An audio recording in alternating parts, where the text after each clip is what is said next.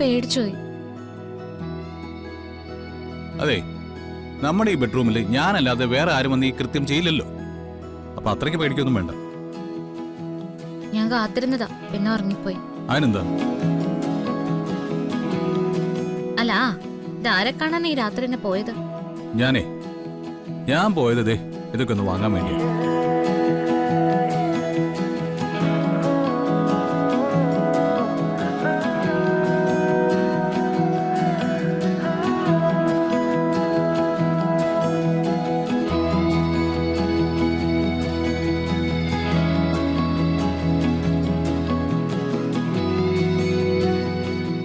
നോക്ക്, എങ്ങനെയുണ്ട്?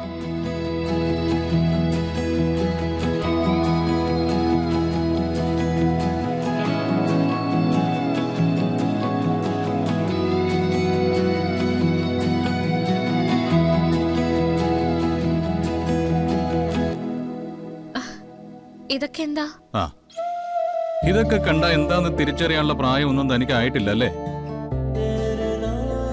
ഇത് ഡ്രസ്, അത് ആഭരണങ്ങൾ. ഇതെന്തിനാ ഇപ്പോ? ഇത് വാങ്ങിക്കാനാണോ പുറത്തു പോയത്? അതെ, അത് എന്റെ ഒരു വാശിയ.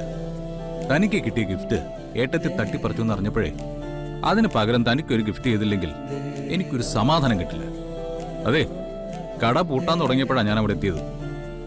പിന്നെ ഇതൊക്കെ കിട്ടിക്കഴിഞ്ഞപ്പോഴേക്കും എനിക്കങ്ങ് സമാധാനമായി. ഇത്രയ്ക്ക് വാശി വേണമായിരുന്നോ? അങ്ങനത്തെ ചില വാശികളാ മോളെ മനുഷ്യനെ ജീവിക്കാൻ തന്നെ പ്രേരിപ്പിക്കുന്നത്. അതെനിക്കറിയില്ല. പക്ഷേ ഈ ഡ്രസ്സിനും ആഭരണങ്ങൾക്കൊക്കെ അപ്പുറത്ത് വലിയൊരു ഗിഫ്റ്റ് ദൈവം എനിക്ക് തന്നിട്ടുണ്ട്. അതെന്താ? ഈ നിൽക്കുന്ന ആള് തന്നെ.